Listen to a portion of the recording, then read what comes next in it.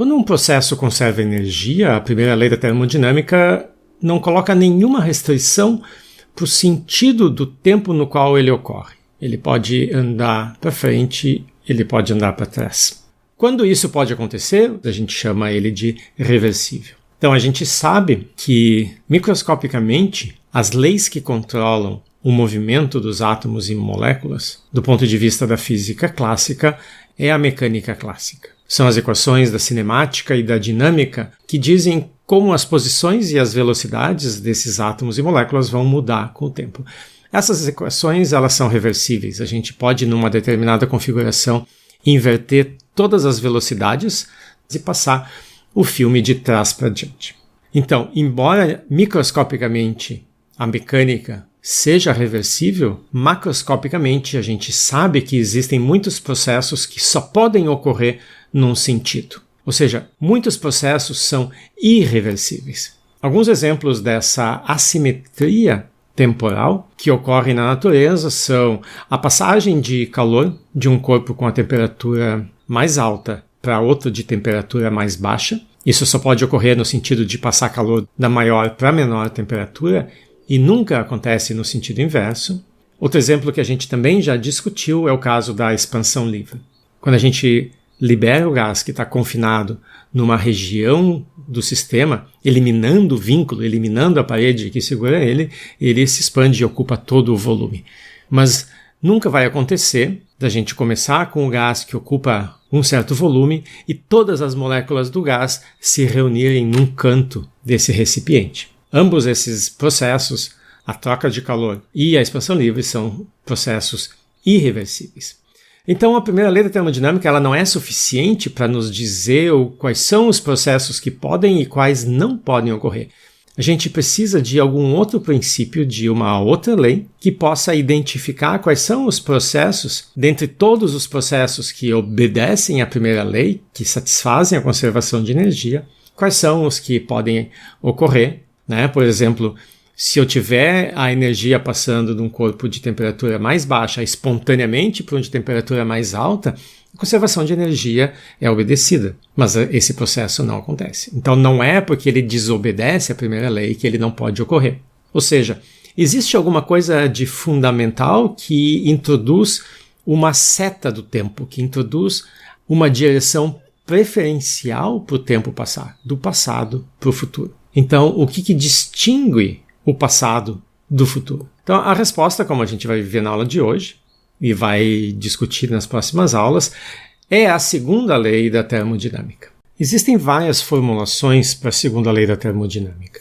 As duas que a gente vai discutir hoje são baseadas em séculos de testes experimentais e são baseadas justamente nas máquinas térmicas que a gente discutiu. Então, a primeira formulação é chamada de formulação de Kelvin-Planck e diz o seguinte: é impossível realizar um processo cujo único efeito é remover calor de um reservatório térmico e produzir uma quantidade equivalente de trabalho. Então, um termo importante nesse enunciado é a expressão único efeito. Existem processos que transformam todo o calor recebido em trabalho. Lembrem, por exemplo, a expansão isotérmica. No gás ideal, a energia interna é só função da temperatura, então, numa expansão isotérmica, a temperatura não muda, a energia não muda. Como a energia não muda, o calor é igual ao trabalho. Mas no final do processo, o sistema tem um volume maior. Ou seja, ele não retorna ao estado inicial. Eu tenho outro efeito além dessa transformação completa de calor em trabalho. Essa não é uma situação para a qual se aplica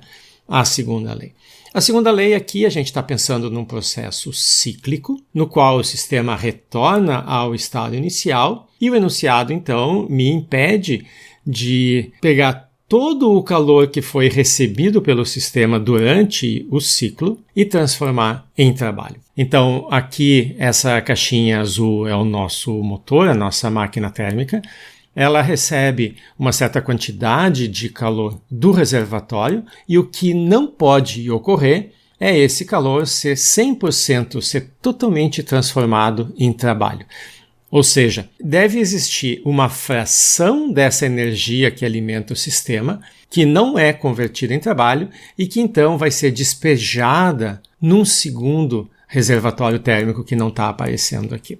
Então esse desenho representa um motor perfeito e o que a segunda lei nessa formulação me diz é que isso não pode ocorrer. Então, em termos quantitativos, a eficiência de nenhum motor pode atingir 100%, ela é sempre menor do que 1, e eu nunca vou poder ter uma máquina trabalhando, então, com um único reservatório térmico. Eu sempre vou precisar de pelo menos dois, um que vai ceder energia e um outro que vai receber aquela parte da energia que não pode ser convertida em trabalho.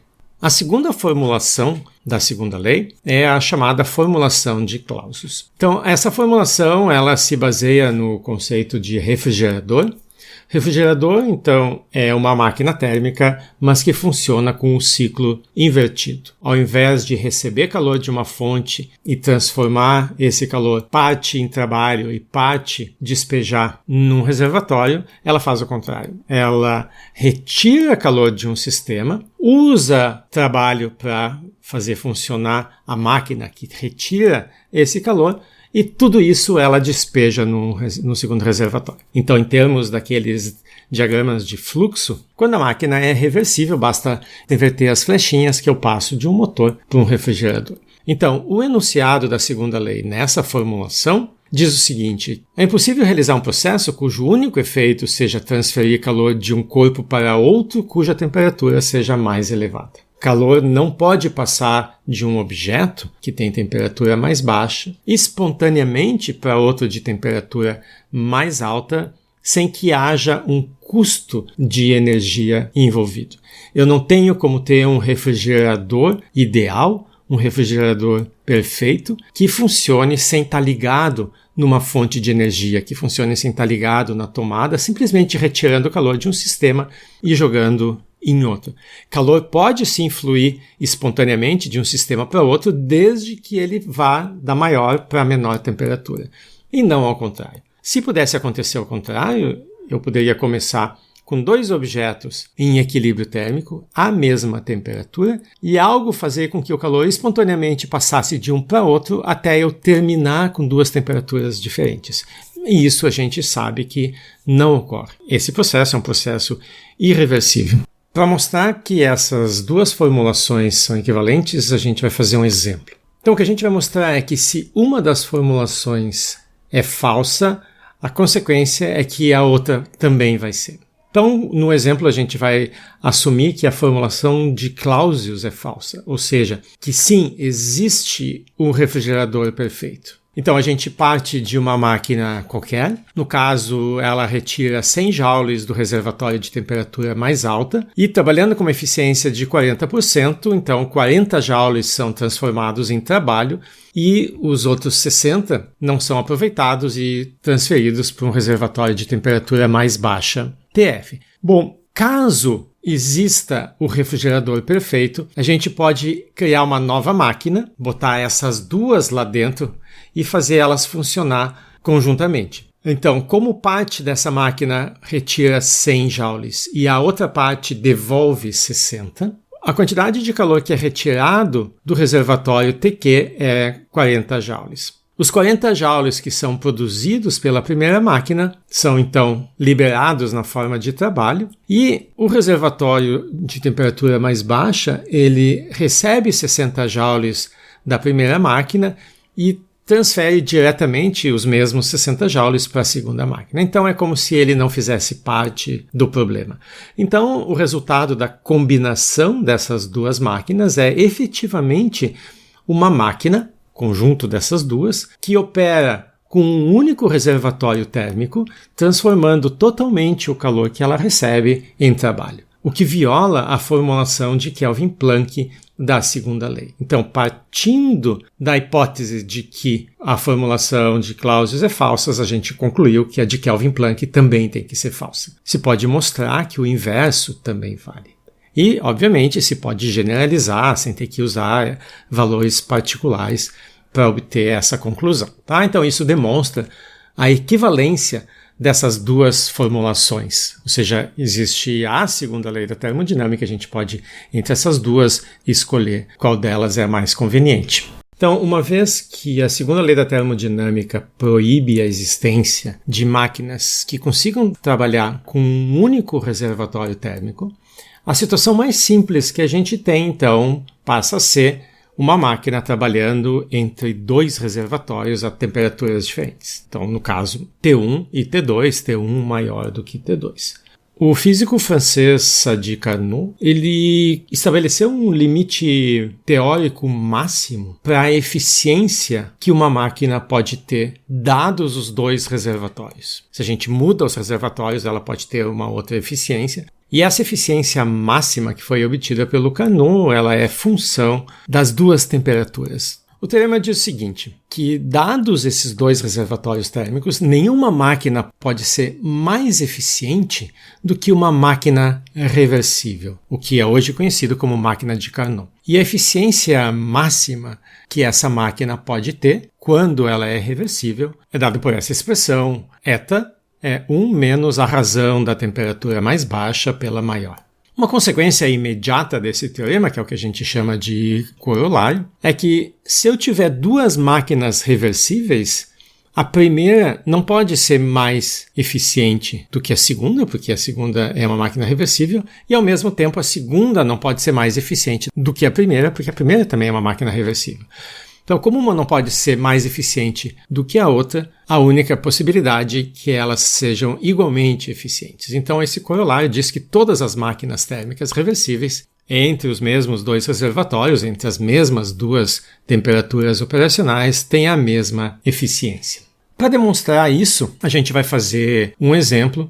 Então, vamos considerar primeiro uma máquina reversível. Podemos escolher os valores, vamos considerar uma eficiência de 40%. Então, essa máquina, quando ela funciona como máquina térmica, ela retira 100 joules do reservatório de temperatura mais alta. Desses 100 joules, 40 são transformados em trabalho e transferidos, e o restante, 60 joules, são então jogados fora, despejados no reservatório de temperatura mais baixa. Como ela é reversível, ela pode funcionar ao contrário, então a gente inverte todas as flechas. Agora essa máquina retira 60 joules do sistema que ela quer resfriar, é um refrigerador. Para operar esse sistema precisa ser alimentado, então 40 joules são dados para o sistema. E por conservação de energia, esses 100 joules que entraram são então jogados para um outro reservatório, no caso o reservatório de temperatura mais alta. Então a máquina reversível ela pode funcionar nesses dois sentidos. Então